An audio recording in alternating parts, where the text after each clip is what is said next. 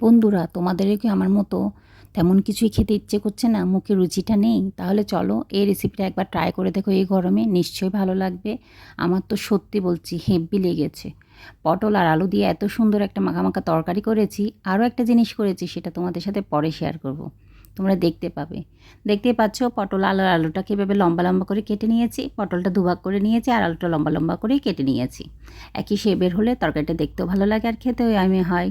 তাহলে চলো এগুলো একটু ভাজাভাজি করে নিতে হবে। আর যে বলেছিলাম তোমাদেরকে সাথে আরেকটা রেসিপি শেয়ার করব, এই যে দেখতে পাচ্ছ খোসাগুলো সবগুলো রেখে দিয়েছি। এগুলো দিয়ে কি করব সেটা তোমাদের সাথে শেয়ার করছি পরে।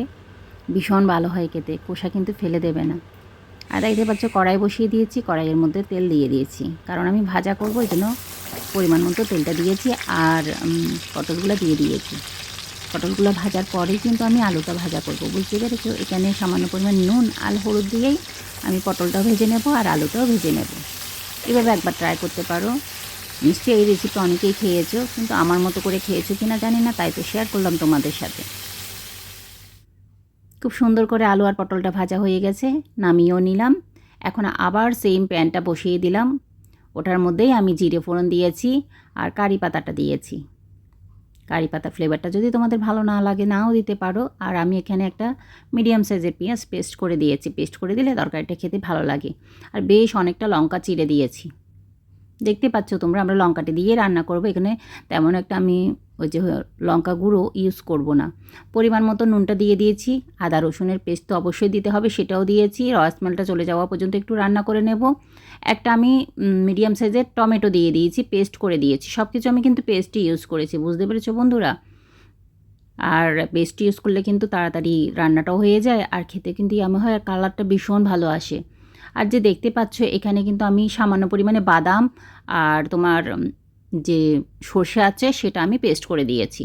আর এখন রেগুলার মশলাগুলো দিয়ে দিলাম, হলুদ, জিরে, ধনে, সামান্য পরিমাণে লঙ্কা গুঁড়ো দিয়েছি কালার আসার জন্য। ঝালটা কিন্তু কাঁচা লঙ্কাটা থেকেই আসবে। আমার মশলাটা কষানো খুব ভালোভাবে হয়ে গেছে।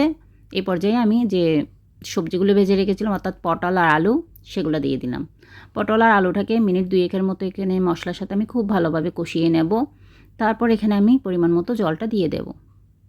এই পর্যায়ে ইচ্ছে করছে এরকম গরম গরম ভাত নিয়ে এই তরকারিটা নিয়ে খেতে বসে যাই, কিন্তু এখনও তো রান্নাই হয়নি, খাবো কীভাবে বাপু?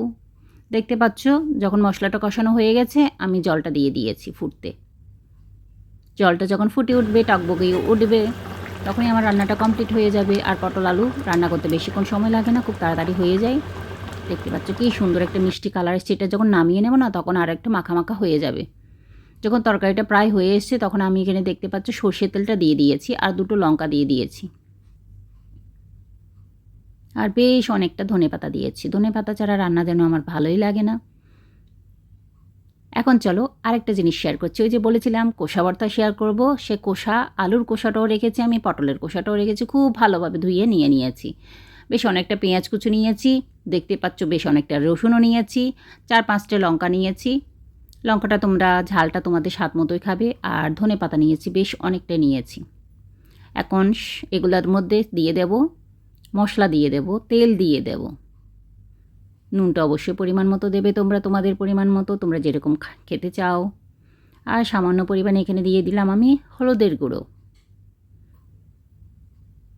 জিরে গুঁড়ো, ধনে গুঁড়ো, সব কিছু অল্প অল্প পরিমাণেই আমি এখানে অ্যাড করব, বুঝেছো বন্ধুরা? আর যেহেতু লঙ্কা দিয়েছি তো শুকনো মরিচের গুঁড়োর কোনো দরকার নেই। আর দিয়ে দিচ্ছি এখানে আমি সর্ষে তেল। আর যে কোনো ভর্তা মানেই হচ্ছে সর্ষে তেল, তো সর্ষে তেলটা বেশ অনেকটা দিয়েছি। দিয়ে এখন চুলার মধ্যে যখন নাড়াচাড়া করে নেব, নরম হয়ে আসবে কষাটা, যখন খুব ভালোভাবে দেখবে নরম হয়ে আসবে তখনই কিন্তু বুঝতে পারবে এটা নামিয়ে নেওয়ার সময় হয়ে গেছে।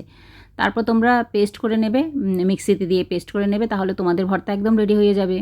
দেখতে পাচ্ছ কীরকম পর্যায়ে আমি নামিয়ে নিয়েছি। এরকম যখন হবে নামিয়ে নেব আর ভর্তা একদম রেডি। আর আমি কিন্তু ভাত নিয়ে অলরেডি বসিয়ে গেছি। ভর্তা আর সেই পটলের তরকারি নিয়ে অলরেডি বসে গেছি, কারণ লোভ সামলাতে পারছি না। আজকের এই সিম্পল মেনুটা তোমাদের কেমন লাগলো অবশ্যই জানাবে। তোমাদের সাথে দেখা হবে আবার কোনো ভিডিওর সাথে বা রান্নার সাথে নিয়ে দেখা হবে। ততক্ষণ পর্যন্ত তোমরা সবাই ভালো থেকো, সুস্থ থেকো।